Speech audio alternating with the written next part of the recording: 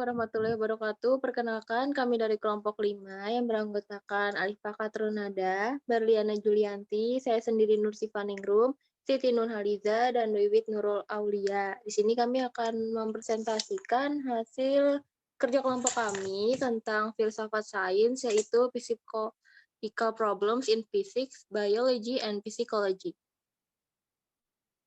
Lanjut.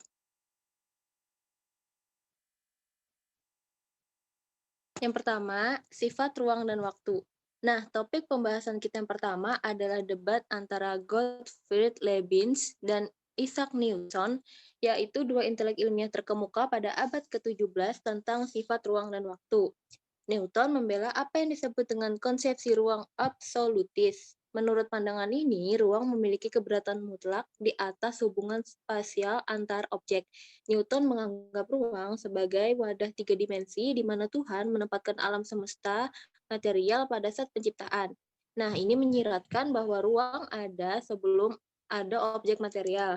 Contohnya seperti wadah sereal. Sudah ada ruang sebelum potongan sereal dimasukkan ke dalamnya. Satu-satunya perbedaan antara ruang dan wadah biasa seperti kotak sereal menurut Newton adalah bahwa yang terakhir memiliki dimensi terbatas, sedangkan ruang meluas tanpa batas ke segala arah. Sedangkan Leibniz sangat tidak setuju dengan pandangan absolutis tentang ruang dan dengan banyak hal lain dalam filosofi Newton. Dia berpendapat bahwa ruang hanya terdiri dari totalitas hubungan spasial antara objek material. Contoh hubungan spasial ini adalah di atas, bawah, kiri, dan ke kanan. Mereka adalah hubungan yang dimiliki oleh objek material satu sama lain. Next.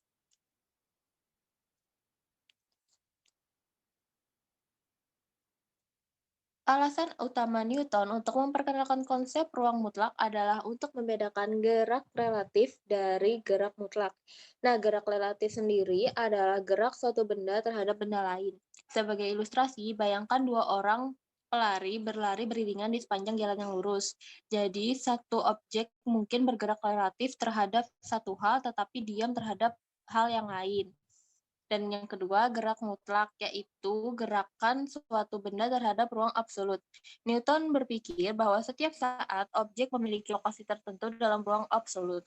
Jika suatu objek mengubah lokasinya dalam ruang absolut dari waktu ke waktu, maka objek tersebut dalam gerakan absolut. Jika tidak, ia dalam keadaan istirahat mutlak. Next.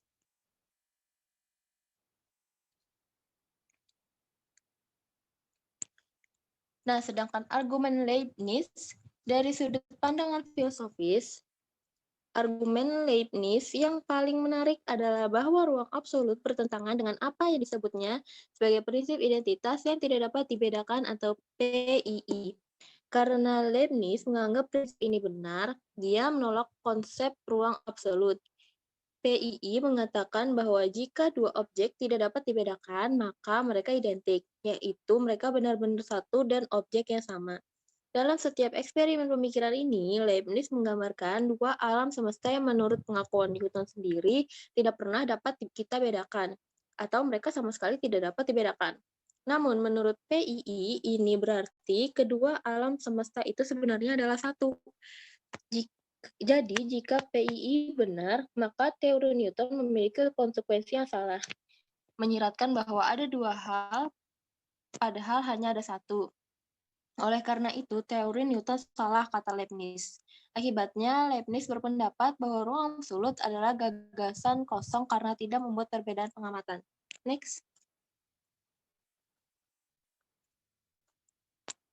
Nah, materi selanjutnya akan dilanjutkan oleh teman saya. Dipersilakan.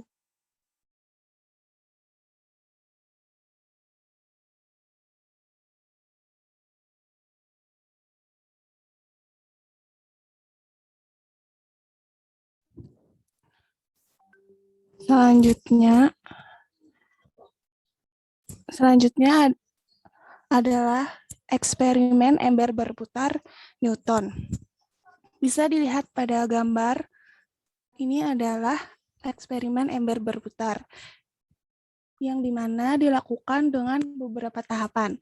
Yang pertama, ember yang berisi air yang diam di permukaan air yang rata. Selanjutnya, ember diputar relatif. Ember itu memberikan gerakan ke air.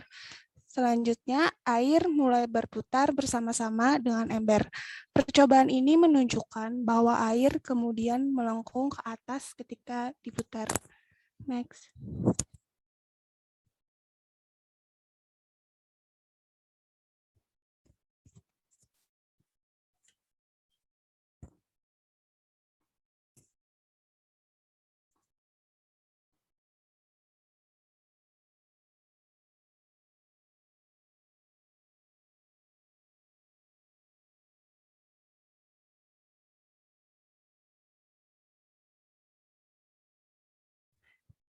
Newton mengatakan bahwa meskipun posisi objek dan kecepatan terhadap ruang absolut tidak dapat dideteksi, percepatan terhadap ruang absolut dapat dideteksi.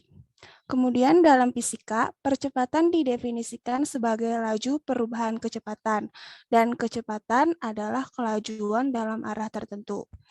Selanjutnya, permukaan air yang melengkung hanyalah salah satu contoh dari yang disebut efek inersia, efek yang dihasilkan oleh percepatan gerakan. Contoh lainnya adalah ketika merasa didorong ke belakang tempat duduk saat pesawat lepas landas. Next.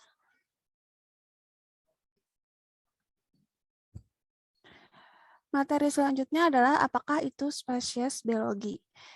Yang pertama adalah fungsi utama klasifikasi adalah untuk menyampaikan informasi. Unit dasar klasifikasi biologis adalah spesies. Di dalam taksonomi tradisional, setiap organisme pertama kali ditugaskan untuk suatu spesies yang dilambangkan dengan nama Latin dengan dua bagian yang disebut binomial. Spesies kemudian disusun menjadi taksa yang lebih tinggi, seperti genus, family, ordo, kelas, phylum, dan kingdom, secara hierarki. Sistem klasifikasi ini disebut juga sistem Linnean, sesuai dengan nama penemunya, yaitu Carl Linnaeus pada tahun 1707 sampai 1708.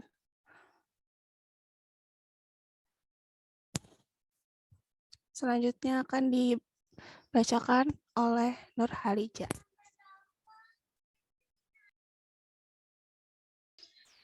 Selanjutnya yaitu gagasan bahwa spesies adalah jenis alami biologi adalah suatu yang menarik, tapi menghadapi sejumlah tantangan. Darwin menawarkan diskusi yang menarik tentang hal ini, menunjukkan pada asal mula spesies, menyatakan bahwa tidak ada demarkasi yang jelas antara spesies, subspesies, dan varietas. Selanjutnya, saran Darwin bahwa apakah satu set individu dianggap sebagai sebuah spesies yang sewenang-wenang mengejutkan. Tentu saja tidak cocok dengan ide spesies sebagai jenis alami. Tapi apakah Darwin benar? Dalam abad ke-20, banyak biografi pendukung evolusi yang akan hal itu, spesies sebenarnya adalah unit nyata di alam, bukan pengelompokan sembarangan dengan alasan mereka terisolasi secara produktif.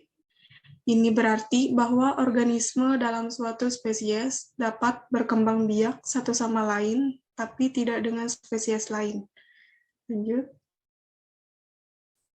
Selanjutnya, spesies cincin. Pada pandangan kreasionis, di mana Tuhan menciptakan setiap spesies secara terpisah, wajar untuk mengharapkan bahwa semua organisme dapat ditetapkan untuk spesies yang jelas. Tapi pada evolusi, melihat tidak ada alasan untuk mengharapkan ini, untuk perubahan evolusioner adalah bertahap. Proses di mana spesies leluhur memunculkan spesies anak perempuan biasanya membutuhkan waktu ribuan tahun. Seringkali itu melibatkan satu spesies secara bertahap membelah menjadi dua. Dengan reproduksi hubungan antara dua spesies, putri akhirnya terputus. Jadi, bentuk peralihan dan populasi statusnya sebagai spesies adalah tidak jelas, hanya diharapkan. Selain itu, tidak ada alasan untuk berharap bahwa definisi spesies tunggal akan bekerja untuk semua organisme, dari bakteri hingga hewan bersel banyak. Selanjutnya akan dijelaskan oleh Wiwit. Selanjutnya, hubungan filogenetik antara kadal, buaya, dan burung. Sistematika terutama berkaitan dengan bagaimana membatasi taksa yang lebih tinggi daripada spesies. Namun, kriteria monopoli dapat diterapkan pada spesies individu menghasilkan apa yang dikenal sebagai konsep spesies filogenetik. Sebenarnya konsep ini merupakan upaya untuk merumuskan secara tepat gagasan intuitif bahwa organisme dalam suatu spesies harus lebih erat terkait satu sama lain daripada dengan anggota spesies lain. Dari sudut pandang filosofis, pentingnya pendekatan filogenetik adalah implikasinya bahwa dua organisme termasuk dalam kelompok yang sama, spesies atau takson yang lebih tinggi karena nenek moyang mereka bersama daripada kesamaan intrinsik mereka. Lanjut. Selanjutnya, apakah modular pikiran? Ini adalah fakta yang mencolok bahwa manusia sanggup melakukan beragam serangkaian tugas kognitif, seringkali dengan upaya sadar yang sedikit. Salah satu contoh modularitas berasal dari karya ahli bahasa Noam Chomsky tentang pemerolehan bahasa pada tahun 1960-an. Chomsky bersikeras bahwa seorang anak tidak belajar bahasa dengan mendengar percakapan orang dewasa dan kemudian menggunakan kecerdasan umum mereka untuk mencari tahu aturan bahasa yang diucapkan. Ini tidak mungkin, menurutnya, karena data linguistik yang diekspos kepada anak-anak terlalu terbatas. Untuk mengatakan bahwa sistem kognitif adalah domain spesifik, berarti mengatakan bahwa itu terspesialisasi. Ia melakukan serangkaian tugas yang terbatas dan dibatasi secara tepat. Perangkat pemerolehan bahasa yang didalilkan Chomsky adalah contohnya. Salah satunya, fungsi perangkat ini adalah untuk memungkinkan anak belajar bahasa tidak membantu anak belajar bermain catur atau berhitung, atau apapun.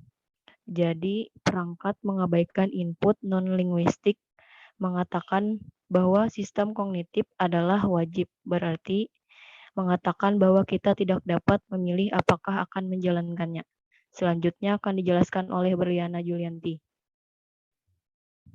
Teori modular menunjukkan bahwa proses mentalisasi yang mungkin karena pikiran kita bekerja melalui berbagai modul.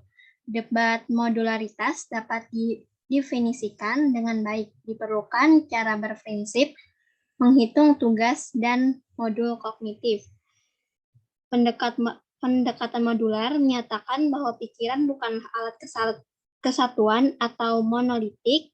Ini lebih merupakan seperangkat alat, masing-masing terspesialisasi dalam masalah, tugas, atau informasi tertentu. Fodor berpendapat bahwa sementara persepsi dan bahasa mungkin modular, pemikiran dan penalaran tidak bisa dikatakan modular karena mereka holistik.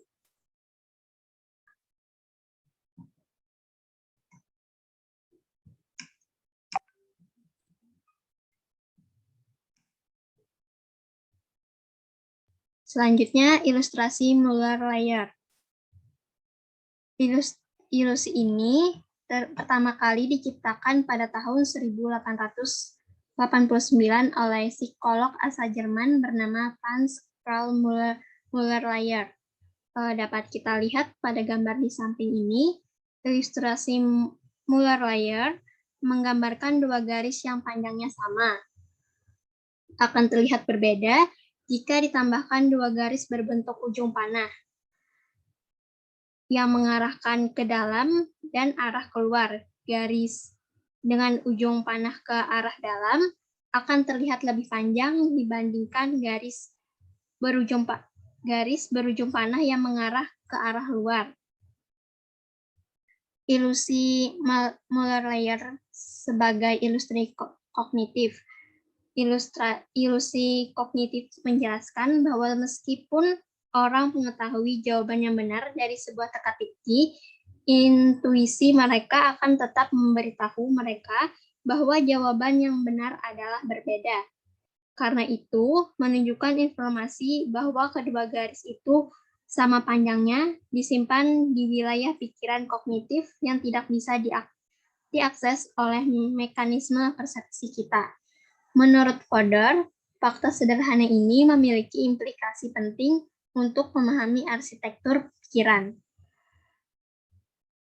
Sekian presentasi dari kami. Mohon maaf jika terdapat kesalahan dalam penyampaian dan terdapat kekurangan. Terima kasih atas perhatiannya. Wassalamualaikum warahmatullahi wabarakatuh.